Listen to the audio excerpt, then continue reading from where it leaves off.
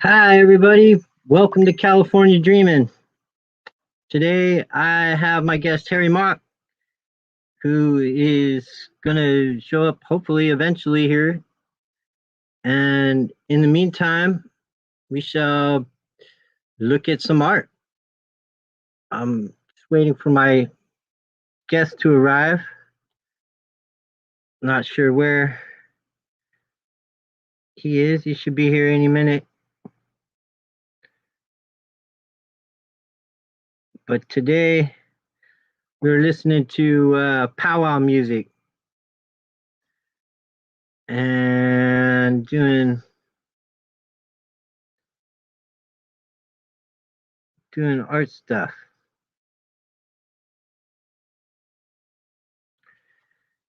So I'm not sure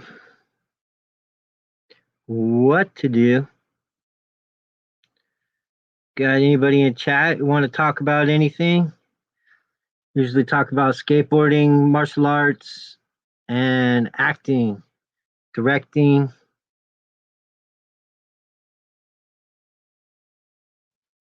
all kinds of things.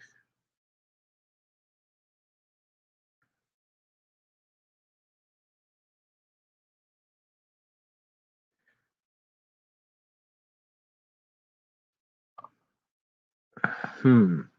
Says he's backstage. I'm not seeing him here. Let's see.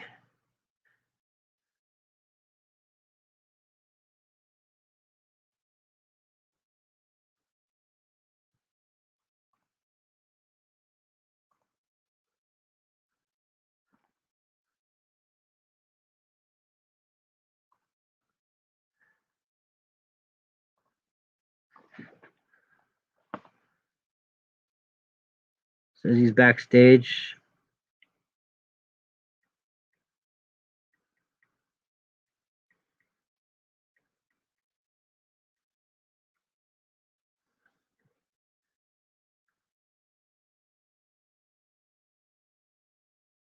I wanna know. Hmm.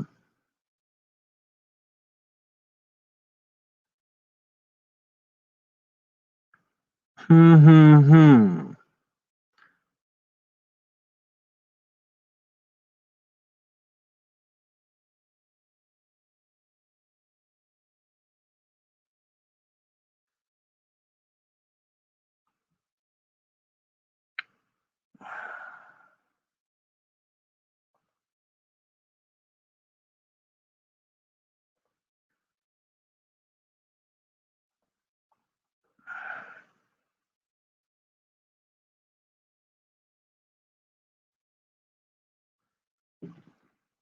I'm not sure where my guest is. She says he's backstage, but I don't see him here.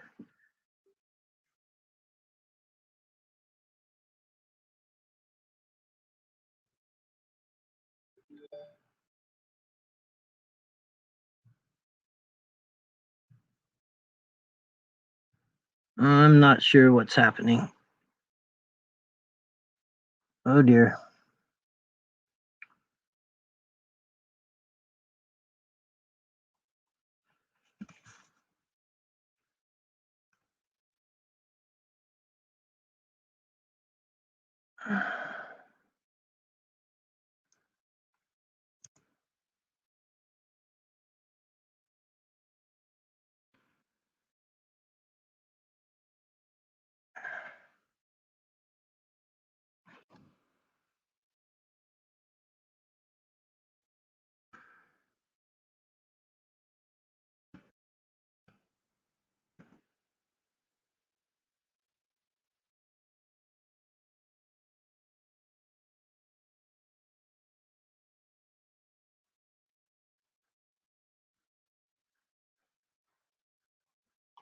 He should be here.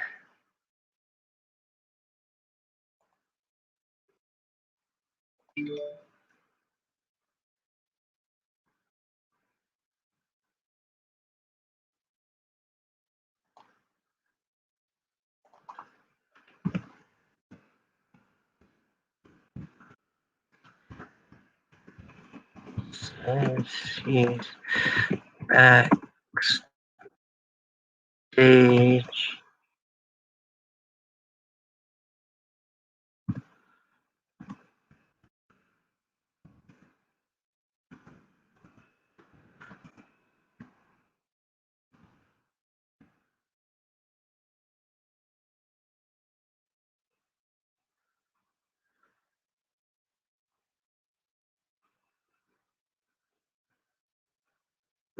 Hopefully we can get him.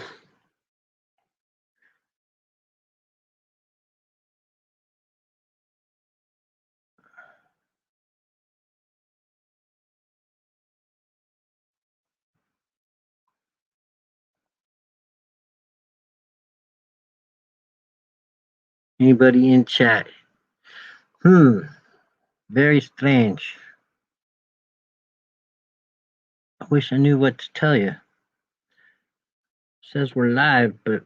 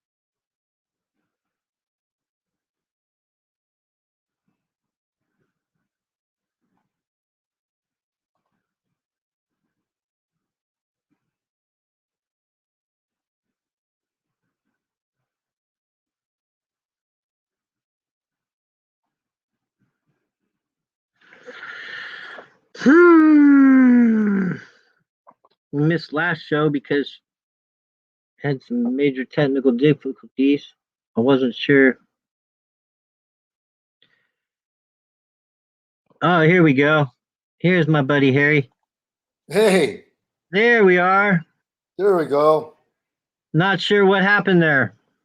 I'm not sure either, man.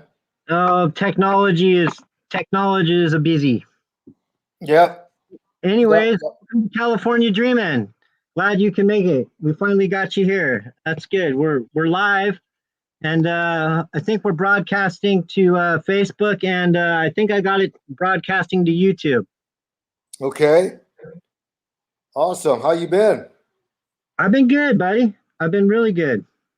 Give me a second. I got to get some light on this. Okay.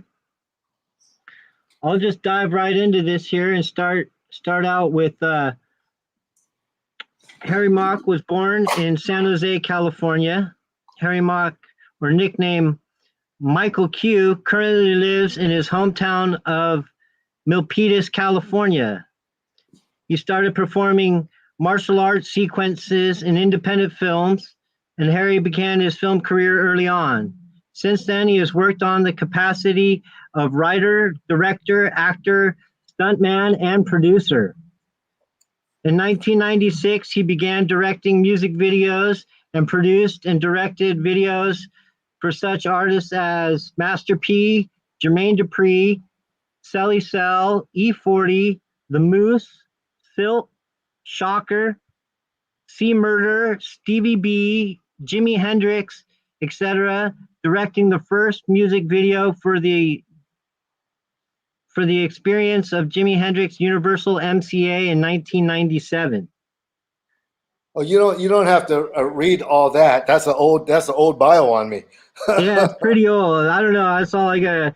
Harry has over 40 years of experience in martial arts training. and got inducted into the GSKA Black Belt Hall of Fame in 2005 and was inducted into the World's Martial Arts Masters Hall of Fame in 2007. That's old. That is an old bio because now I'm like, oh, geez, I'm like 55 years into martial arts, and I've been Wow. inducted into 18 Hall of Fames, 2 presidential awards, and I'm an award-winning producer, award-winning director, award-winning writer, and award-winning actor now. Wow. I need to update that. Yeah, big time. You got involved in so do you want to talk about your with over Yeah, 30 years that's of all experience? old. That's all old stuff, man. You don't. Yeah, don't even need to read that stuff. It's Okay. all finished. He's got Ninja Busters, where he played an instructor in 1984. The Vineyard, where he played a warrior as Michael Quinn or Quion. Michael Kwan. Michael Kwan, yeah. In 1989. College Kickboxers tournament competitor in 1991. Guardians of the Hood, a video game where he played Quan, 1992. Talons of the Earth, Nico in 1992. And TC 2000 Blade, feminine, feminine, or feminine, I can't read. Fontaine, Killer Babe in CIA, Monk Lee in 1994. Tiger Claw 2, where he played Harry. Did you just play yourself in that? Yeah. Life or Death, Shadow of a Monk Fighter, Forbidden Power, Chang, and Redneck Neighbor, Uncle Chong in post production. And he has a producer and a producer with 8 credits, stuntman with 3 credits. I'm sure this has all gotten so much more since then. Director or writer for 2 credits for Hoop Fighter and pre-production, The Vineyard, small story. Director, The Obstacles. Art department 1 credit. Thanks 1 credit, and self 5 credits. And Animal Crackers. I remember you did Animal Crackers recently. Yeah, it was last year's #1 animated blockbuster hit last summer in the world. Far out, buddy. So, what got you into martial arts? Um, you know, I started pretty young, because I had belonged to the Bay Area Chrysanthemum Growers Association, and my parents rather, and then they used to have the yearly festivities for Chinese New Year's, and they needed some of the kids to do lion dancing, so they taught us how to do lion dancing, and always what comes along with that is martial arts. So I started martial arts, and then early on when I saw my first Bruce Lee movie, I realized that hey, I want to be like Bruce. I want to do the How movie. long have you been practicing martial arts? You said over 55 years now, right? About 55 years going, yeah, about 55 years now. And what was your first style? Oh God, first style was actually a Shotokan style, and Huh? then I started studying Choi Lei Fut, Siu Lam, and Kaji Kempo in the Far early. out. Kaji Kempo. Who was your most influential martial artist? You said Bruce Lee, maybe? Well, yeah, he's the one that kind of influenced me to get into uh, get into the film industry. And then all the instructors that I had have been great influences in my life. And What then I style? had, Oh, go ahead. what style are you practicing now? Oh, I just train with everything that I've learned. Siu Lam, um, Kaji Kempo, is my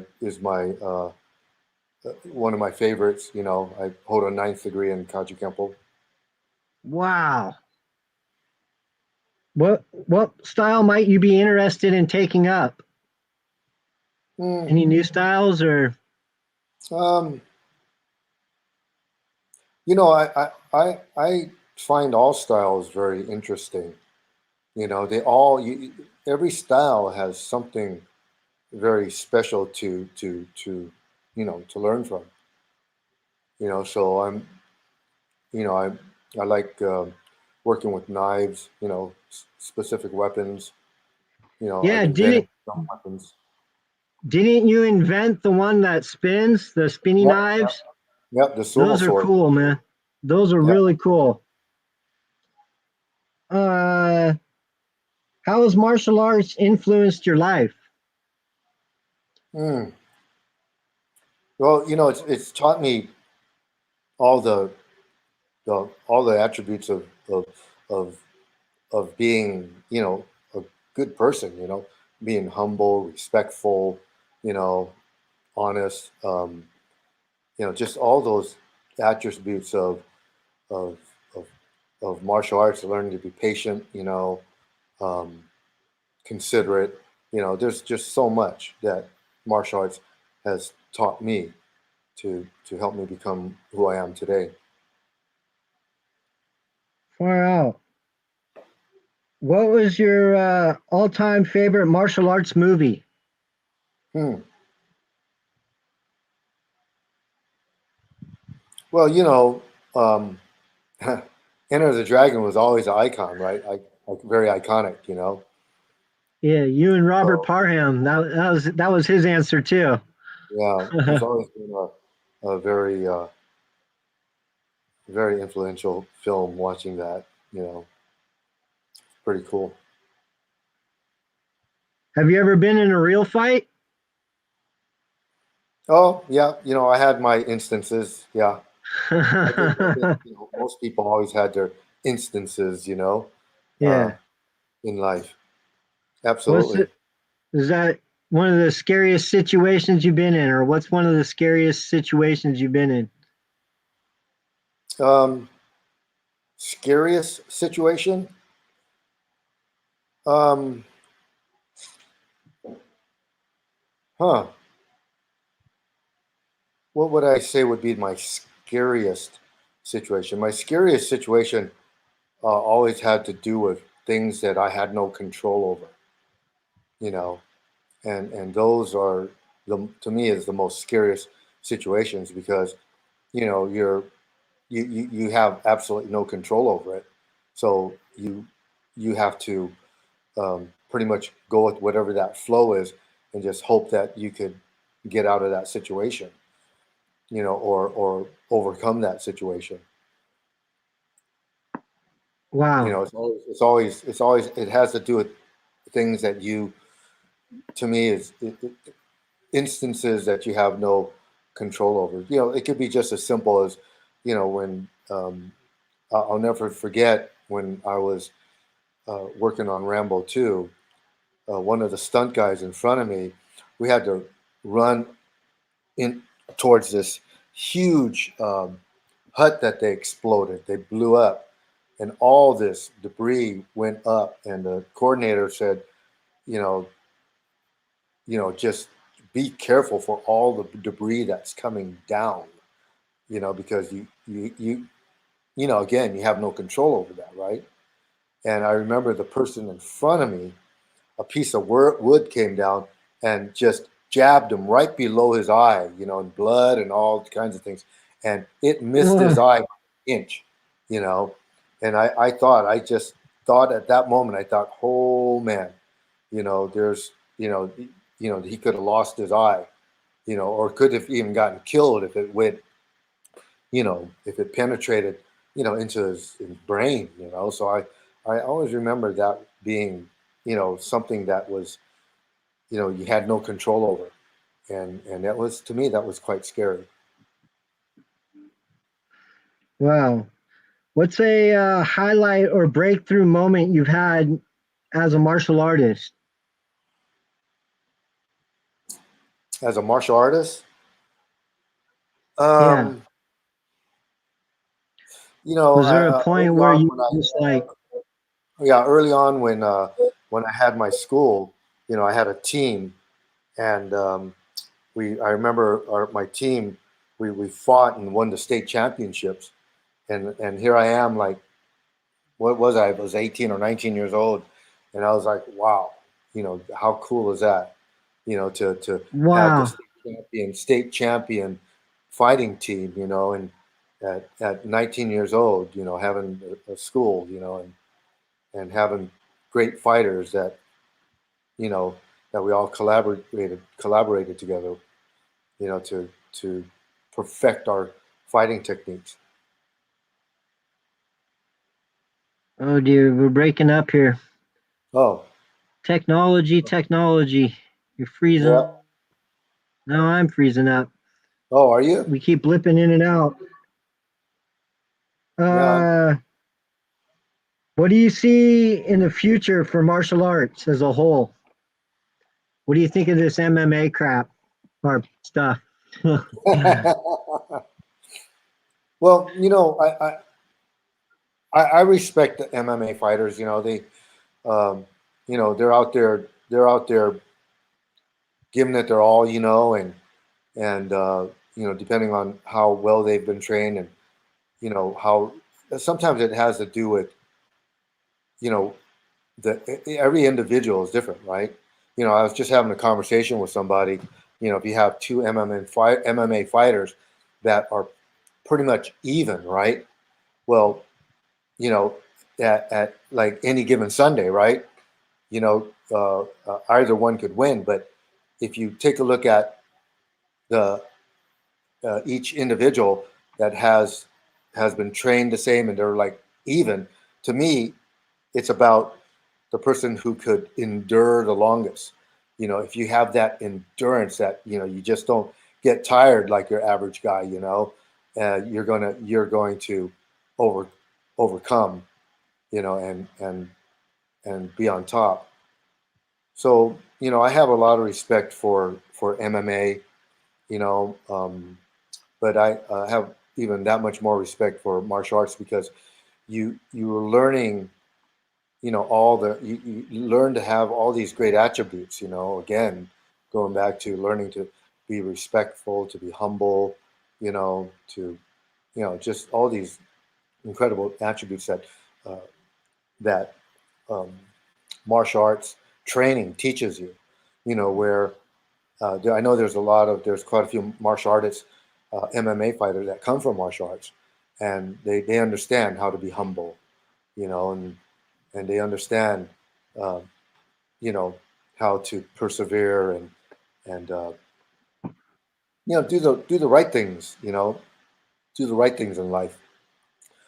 MMA fighters, I don't know where some of their backgrounds come from. You know, they could be military, they could been a boxer, they could have been a wrestler, and they have their specific disciplines.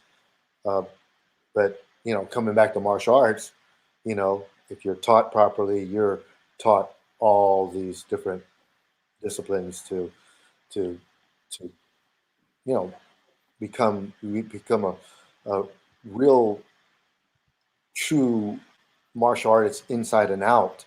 Learning all the learning how to be that good person and not to be so you know so forthgoing and be so well only in self-defense, but when you martial artists Hmm. speak with a lot of you have a lot of respect for them because you know they're they're they're humble, they don't go and brag about what they've what they've uh, what they do, what they've accomplished. You get some that do, yeah, but it's to me it's a good base, a good foundation when you learn um, uh, traditional martial arts and then you move into MMA. It gives you a really good foundation. You learn how to use your chi, which will allow you to help you to reserve your energy, because you know when to use your energy. Um, some of these fighters, they just go out there and they're like, their adrenaline is just like go, go, go, go, go, go, go, you know?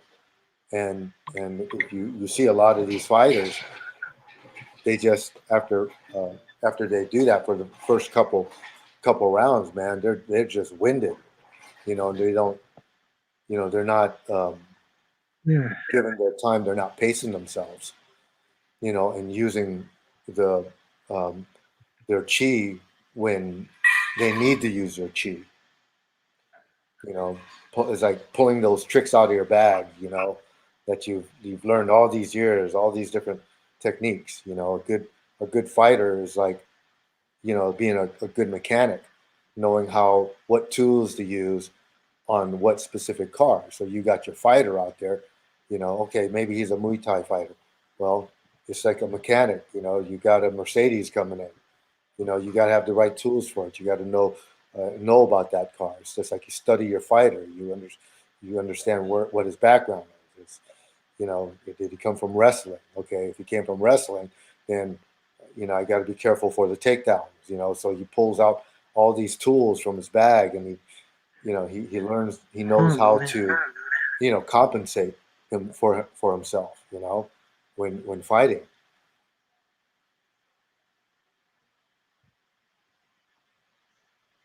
Oh man, we're having major sound issues here. Oh, is it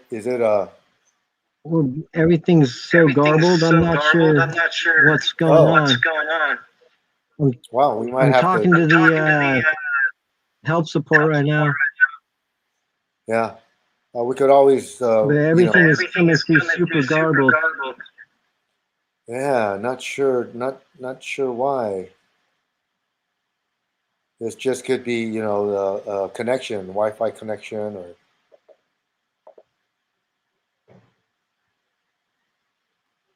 So let's switch yeah. to acting. What got you into acting?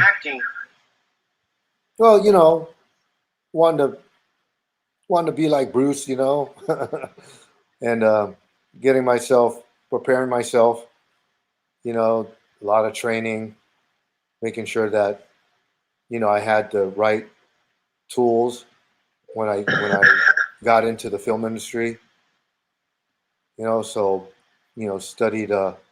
um, studied some stunts from an old time stuntman way back in the day when I was still a teenager, and then just forcing my way into the industry. And um, Stallone, a great opportunity was Rambo 2 because Stallone hired me personally for Rambo 2. So that was a incredible experience for me, which gave me a lot of uh, momentum, let's call it, to continue on in the industry. Um, I in some of my interviews, I talk about a situation where I had an audition for Karate Kid 2, and actually auditioned, got the part, and because of somebody that was either jealous of me or didn't like me or was trying to climb the ladder or was uh, maybe felt um, insecure, you know, with having me being a part of that show, you know, and I ended up getting um, canceled from that show, because of this person. And I'll never forget that incident because it was very painstaking, and was upset, got depressed, especially right after you audition and they tell you to be packed and ready to go to Hawaii the next day, and then 2 hours later you get a call saying that, hey, we have to cancel you out, and the director had found somebody in Hawaii already we didn't know about, which was a bunch of bullcrap because I found out later on that this person did dog me. But there was something that I really learned from that. I learned, after being depressed and upset, I had to ask myself one question: what can I do to never ever allow that to happen to me again? And I I came up with a solution that I'd have to be the boss, and being the boss means, I'm going to make my own films. So that's when James Hong and I did the movie The Vineyard. It was a action adventure horror movie, which became a cult film all over the world, and we successfully made the movie and successfully sold the movie, and all my investors made money. So so this person that dogged me on that show, I actually one day I know I'll see him again. I'm actually going to thank him because if it wasn't for that incident, right, I I I don't know how my life would have turned at that point. I forced myself to learn to become a producer, a director, a writer, an actor, Hmm. and I've won awards for all those categories. And so I have no regrets for what has happened in the past.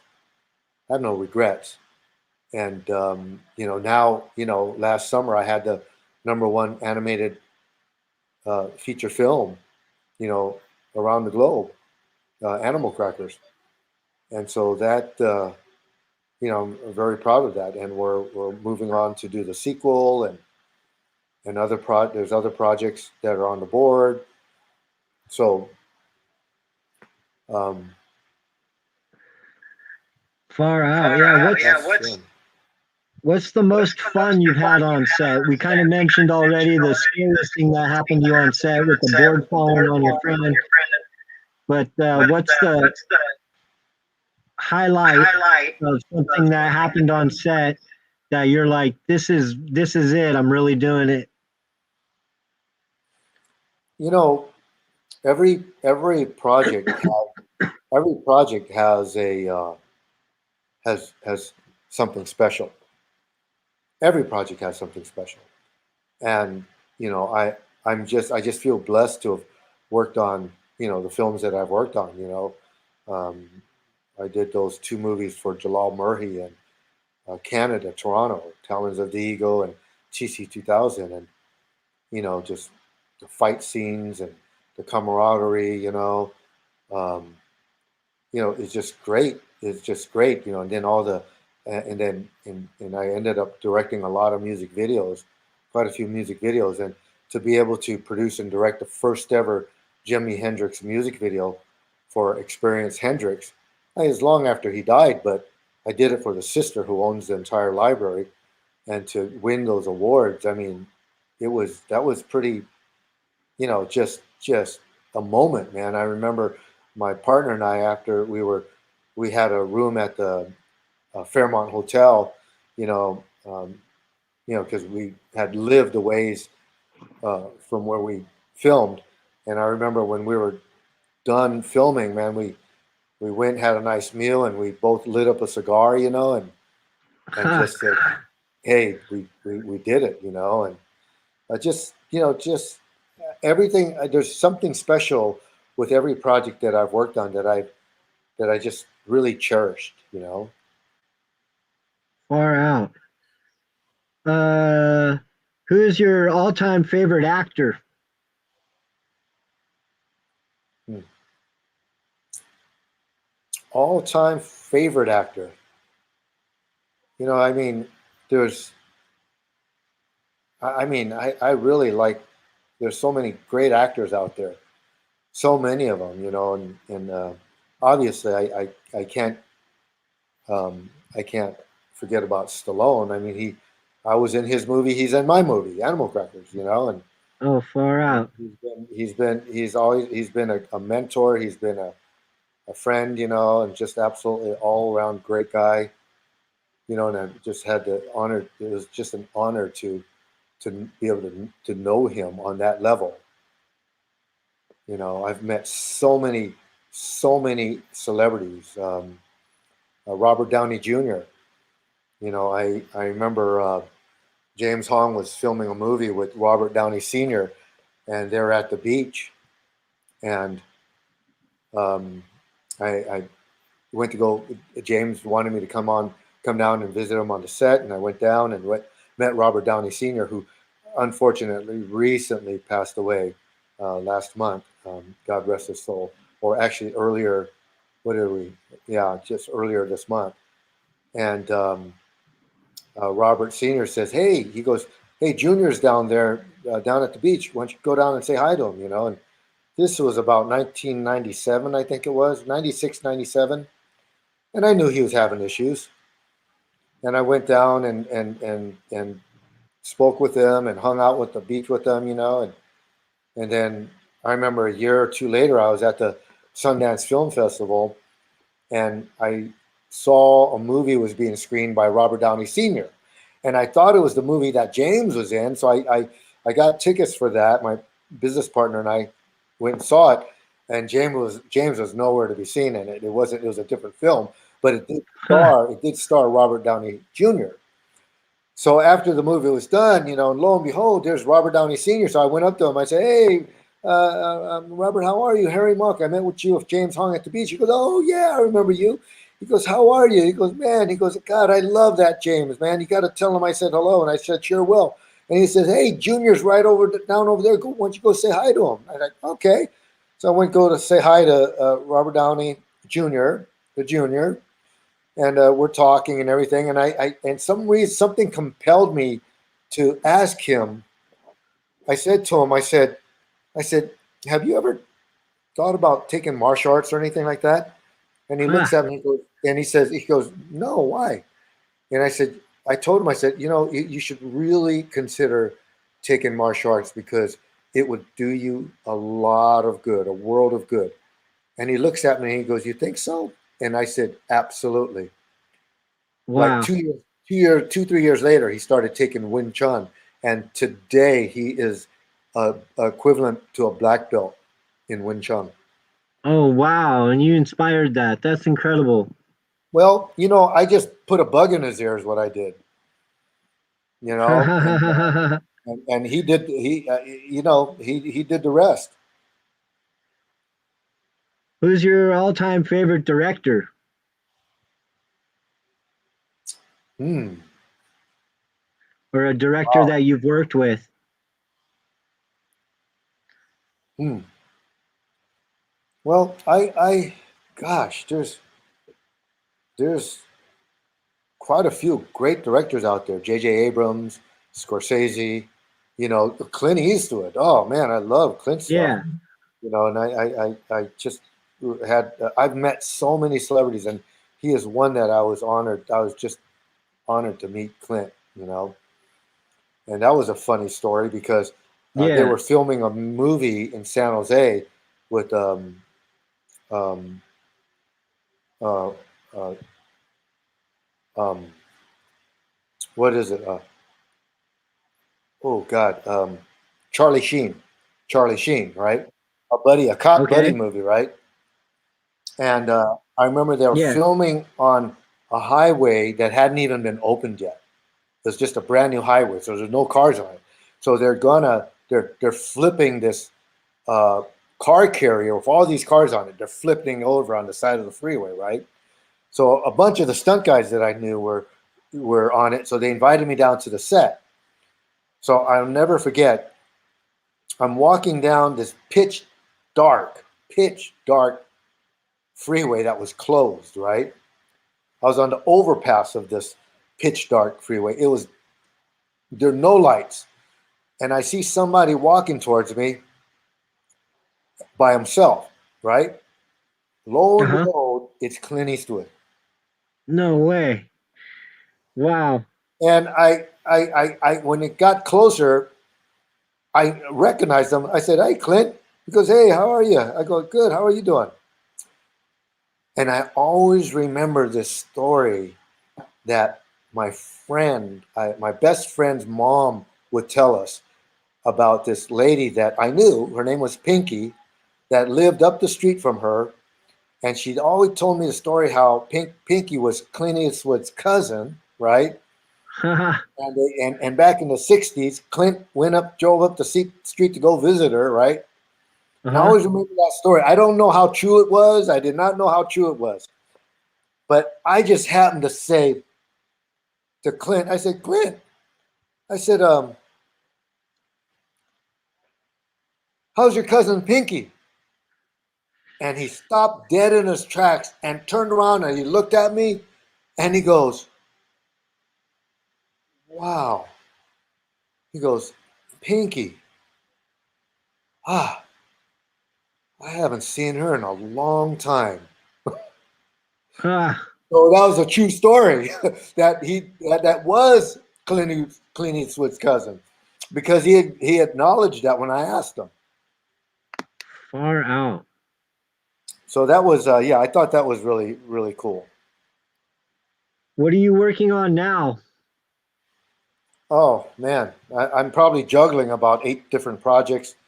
Um, a couple of them, few of them, and with film, and then some of them just having to do with business. So we're Yeah. working on Animal Crackers 2 funded, Oh, good. and I have a couple of projects people are asking me if would like to be involved with. So I'm just looking at the projects right now, and also trying to get one of my other live action films funded too. A film called entitled Lion Dance, which is a story that I wrote. Great story, great story behind it. And I have some possible funding sources that may be interested. Yeah, so I'm just in the funding mode right now. Cool. How can we locate your work? How can we get a hold of your how can we get a hold of how do we find your stuff? Do you have Just go a to website? You know you have IMDb. yeah, you could go to IMDb if you want to see some of the stuff that I produced and directed and some of my action reels. You could go to YouTube and just punch in my name, Harry Mock, MOK, and a bunch of stuff will show up that you could watch. Cool, man. Well, we're over time. I know you got a meeting to get to, so I don't want to hold Yes, you too long. I'll let you yes. get prepared for that. It's been awesome having you, man. Thank you for your stories and your time. All right, man. Well, thank you for having me, brother. It's good to see you. It's good to see you too, man. And I really liked your story about Clint. Oh, yeah. Yeah, very cool stuff. All right. All Well, you right, take buddy. good care of yourself, and we'll be in contact soon. Okay, yeah, you're welcome back anytime. I know we got a kind of a rough start and things kind of got garbled. Hopefully it's not garbled on the other end when it plays back, but uh I really Well, appreciate your time. I really appreciate your time and thank you very much for being on California Dreamin'. all right, brother. Take care. All right, thank Aloha. you. Shaka. Well, that was very interesting. Um, my other guest, Gary L. Turner, is MIA, and so I think that might just bring us to the end of our show. Unless you guys want to see more art,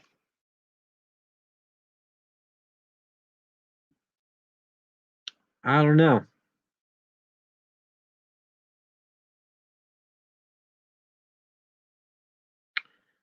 I don't know. We could probably end right here and just say, take care of each other out there, and love you guys, and really take care of each other out there, man. It's a madman's world. So don't be the madman. Be the change you want to see. Practice your flow and your chi and your martial arts. And I wish you guys all the best. One love.